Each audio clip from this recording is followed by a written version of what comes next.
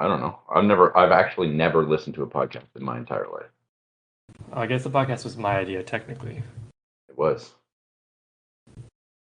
You've never listened to a podcast. never. Okay. So it's mostly talking. There might Yes. be like a jingle Hmm. at the beginning Right. where, and then somebody comes on and like introduces the podcast. You don't have a name. We don't. So it'd be like, welcome to the podcast. And then normally, I mean, I really only listen to ones where they have guests, like Hmm. actors bringing on other guests. Um, So we're more like co-hosts and more like permanent guests, like a guest who's there every time. yeah, until this blows up, and then like, oh, we're reviewing Titanic, the 1997 award-winning film. Same year that Um, that primer came out. So it's just come for full circle. this movie didn't come out in '97. Did it not? It was 2004, I believe. Oh, well, Anyways, and then we get Billy Zane to come on and right. talk about the Titanic. Or I Hmm. guess it's just Titanic. Hmm. That sounds like the master plan right there. Um, yeah. So okay, fine. Um, we were tasked to watch a movie, which I think is the theme of this. Yes. Uh, I looked up the tagline of the movie before coming on today. Um, maybe that's something that we can do. Just read out the tagline before we introduce the movie to the general audience. Yes. It was hard to find because this isn't really a movie that people have seen, I would assume. Not a ton of people. It has a bit of like a cult following, I think. It does. It definitely looks like a college film. Um, the tagline is "For friends slash fledgling entrepreneurs, knowing that there is something bigger and more innovative than the different error checking devices they've built, wrestle for their new invention," which I don't think is very accurate. I was about to say that doesn't Once. really fit the film almost whatsoever. I guess There are four of them in the beginning for there the are first like four of 5 them. minutes. Movie is Primer. I guess we could have said that right away because, I mean, That does help. is it really, again, a film that people might have seen? Hmm. Primer, yes. Movie starts out with four, ends up with a whole lot more. Yes, in a way. More in terms of like things that happen and less in terms of characters. It's really only two guys, I would say, for the most part. Yeah. Although some characters How are many? somewhat involved. How many of those two guys are in the world at the end, though? That is a good point. More than themselves. This is actually a movie I've seen before. Um, Really? you mentioned that you wanted to do Primer as the first movie. I'm Yeah. like, man, that sounds familiar.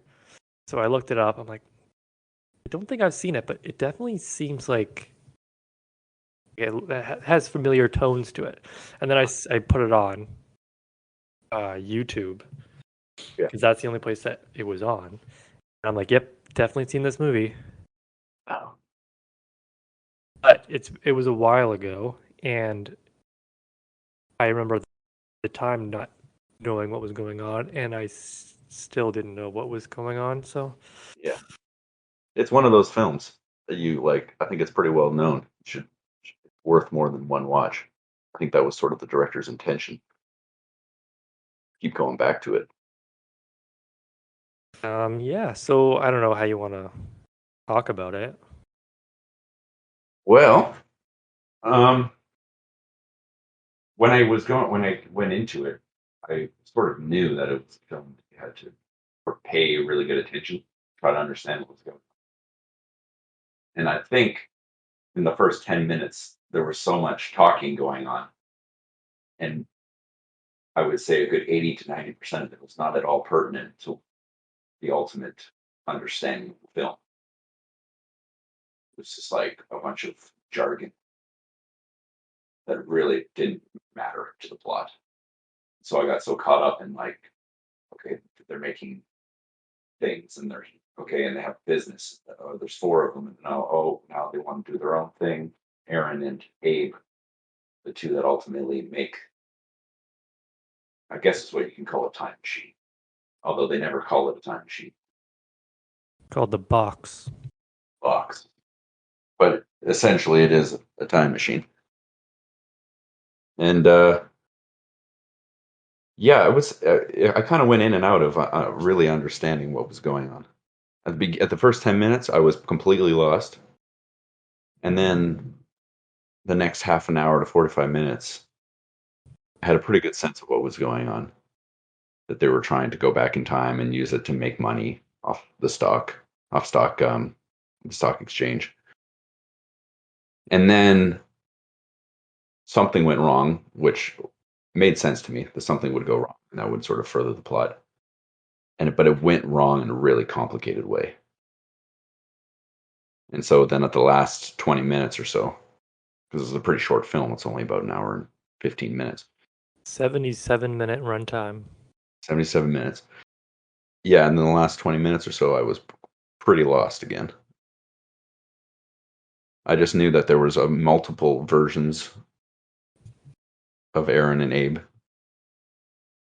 and a bit of lying amongst each other, and it sort of led to a weird series of events. Which Happy? what's that? Oh, sorry. You continue. And ultimately, I feel like I had like a half understanding of what happened. I'm happy that you brought up um, the talking, the beginning. Mm-hmm. That was one of my two notes on the film while I was watching. Mm-hmm. Was a positive. I actually liked how they talked over the beginning scenes, Yeah. just continuous talking, because it was an excellent way to show the passing time.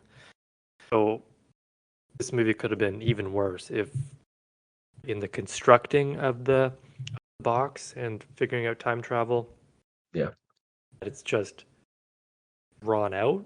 If this movie was a 2-hour movie, I don't even know. It would have gotten to be too much for I sure. thought it was clever because like it made the first half, well, maybe not first half of the film, but first 15 minutes of the film go by faster, and I kind of started to understand, Mm-hmm. just because Aaron was talking over it. Well, character Aaron was talking over it. Yeah. Thought that was good. But with that said, first half of the film, the slow build, you're kind of primed for, oh, maybe it's more of a slow movie. And Mm-hmm. everything starts happening. And the second half of the movie is where I got lost. Yeah. No, totally. Especially, yeah, the beginning was, it did go by quickly, and then actually found the half an hour where like they're first sort of experimenting with using the time machine or the box, and it just kind of like, then I was really drawn in, and all of a sudden another half an hour had gone by, and but then when it got to the point where it got overly complicated, it actually kind of lost me a little bit. Like I was interested, but there was too many things to try to focus my attention on, that I started to get like almost like a little fed up, and I was a little maybe frustrated. So I was like, okay, I really want to understand this, but it's just not happening. Which is why that YouTube video is so helpful. Yes, we did. Well, I watched the whole video, sort of like explaining what happened, which it did make it make sense. I mean, when the video explaining a movie is like 25 minutes long, you know that is quite a complicated plot. Yeah, I didn't, the 5 minutes and 30 seconds I've watched of it, Mm. it did clarify one thing, and that was the actual time travel aspect. Yes. I didn't really get how they were going back, but then it explained you Hmm. have to turn it on whenever you want to come back. Yeah, you like turn it on at that time, and then you wait, somewhere where you're not going to interact with yourself that will be coming back. And then you like go to the machine and it takes you back to when you first set it for like when you wanted to come back to. Yes. So it's not like the traditional, if that makes any sense, traditional time machine where you just set a time and go there. It's like kind of like opposite. Which I suppose is clever in a more realistic way to deal with time travel.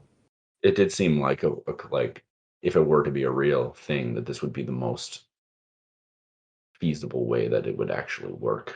In 2004. Yeah. And actually I liked a lot that it was quite low budget, but I think they did a lot with the budget. That was like 7,000 they spent on it. Yeah, that's it. I would not have guessed that watching it. I mean, obviously, there's no like there's no, um, it's not overtly like it would be obvious that someone had spent a lot of money on it. But they took that 7,000 and it really stretched it and made it seem like a lot more than it was. Yeah, they used a lot of friends for actors, and I Hmm. think the main guy, Aaron's dad, was the girlfriend's dad. Oh, okay. That whole thing was confusing. Like, who Yeah, was that was. the I did girlfriend? actually. Yeah, I got a little confused, like at the whole party thing. Like, who was the person that was? I mean, I figured it out. The video really cleared that part up. Oh, okay. So, I mean, if I wasn't being, so I just, yeah, that's the thing. Should a film be something you watch and have to watch an explanation of it immediately after to understand what you just watched? No, It just but feels guy, Shane Carruth, I believe his name is, who played Aaron. I mean, that's what he wanted. He didn't want to dumb it down right. for the audience. So, I mean, he got what he wanted. Hmm. Yeah, no, he definitely had me really thinking about it. Um, Again, almost frustratingly so. But I mean, it was an interesting experience. I've never experienced a film like that before, so I'm kind of glad that that was what I chose for the first film. It was Made you challenging and really it just, I don't know, it just really made you think. made you choose this film. There's a YouTube show that I watch called Welcome to the Basement, where it's just two guys who are friends, have been friends for a long time, and they just sit down on a couch and they watch a film together and sort of comment on it as they're watching, kind of like Mystery Science Theater. And and then at the end, after they finish the film and finish talking about it, they sort of talk about movies that people have recommended that they watch that they've already seen before. And Primer was one of the ones that somebody had suggested that they'd already seen before, so they didn't deem it fit for their show because they like to watch something they haven't seen before. Right. And by the way they described it, it seemed super interesting. And it's always just sort of been on the back of my mind because I remember that from maybe 3 or 4 years ago. And so I decided, just why not? Let's watch that. I don't remember where I found the film originally and why I want to watch it, but Right. crazy how things just come around, you know? Hmm. Yeah, I did not know until just 10 minutes ago that you had seen this movie already. You didn't mention it. I didn't want to mention that. I wanted to keep things fresh, for the Right. pod, For the pod, for the people. your reaction to it. So, you said you were gonna write down notes for this film Hmm. when you were watching it. Is there any other notes that you had that you wanted to throw out Um, there? Take a quick look. I didn't really see. No, most of the notes that I took was like me trying to like write down what I thought was important to try to understand the plot. Nothing really that I could bring up to that I haven't already to say about it in terms of like as a film and not as a about the plot. If you know what I mean? Yeah, if I was more of a film studies buff, I would be able to break this down. This Hmm. isn't really a standard film. It has a weird line. There's no, I mean, there is a beginning, middle, and end, but it's not the same as a normal movie, Yeah. such as the Titanic. Such. So it's kind of hard to break it down. Hmm. What I have been doing in the year 2022 is rating movies that I watched. Yeah. Um, this one was hard. It's the fourth movie I've watched in this year, Hmm. early January, and I've been breaking them down into five categories. Five. Okay. Perhaps we can rate it together. Sure. Let's do that. At least what you think and what I think. Okay. So the first category is originality. Oh, well, I'd have to give it, Got a I 10, guess, by like the way. It's a 10 out of 10. scale. Okay, I figured. I'd say probably a 9. I mean, time travel has been done before, but I don't know if it's been done in this way in its time. So yeah, I'd say 9. I gave it a 9 as well. I thought the exact same thing. Was it an original concept overall? I mean, time travel is a lot of time travel, but it was done in an original way, even though it was a 2004 movie. Yeah. So great. Okay. And then the ending. How did, Hmm. out of 10, how would you rate the ending to this movie? That is interesting. I don't think I've ever rated a movie based on its ending. I would say probably maybe like a 6. It wasn't like all that satisfying. I guess it didn't give me the answers that I wanted, which I know that which wasn't the director's intention. He didn't want to like spell it out for you. But yeah, I'd say around a 6. I gave it a 5. Hmm. Um, I didn't like, I mean, the reason why I put endings in these five categories is because that's the last thing that I'm left with by watching a Right. movie. And a bad ending can ruin a movie. Hmm. This wasn't a bad ending. It just wasn't Right. great. Right. Oh, he's in France. Oh, I don't France. even really what happened to the other guy. Yeah. And then okay, the expectation coming in, expectation versus reality of the movie. This might be a hard one to do. For Um. example, like I had little expectation for this movie coming in, so the score will probably be higher because it wasn't a pretty decent Right. movie. Expectation versus reality. Yeah, I would say maybe also a 9. I didn't really know what to expect, but it was I all I knew was that it was confusing and that you would need to watch it probably more than once. And while it was confusing, it did kind of deliver some interesting things in movies that I hadn't really seen before, especially like taking something that I sort of know as a concept, which I know isn't a reality, as like time travel, and really like delving into it in ways that I never really thought about before. And I did, although it was frustrating, as I was watching in hindsight, I did kind of like that it was hard to follow, but that was like intentional.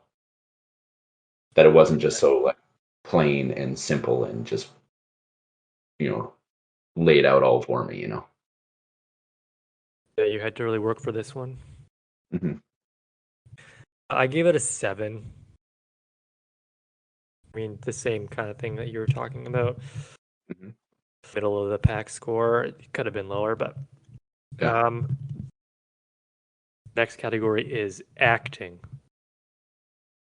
Acting. How were the actors for you? This is a little different as well because it's like they're not actors. Yeah, they aren't actors. I think given that not all of them are actors, I don't know. I think maybe like an 8. There was actually never a time where I'm like, I that actually is something that really bothers me in movies is like someone's acting is so bad that it's all I focus on. It's like this is just so unbelievable. Like I can't believe anything that they're saying, or this emotional moment is just it's clearly they're not really feeling these kind of emotions. But in this film, I thought it was all done pretty well. There was never that sort of moment where I'm like, oh, yeah, okay, this guy, is hamming it up or anything like that. I thought it was enjoyable. It's probably better that they weren't very good actors.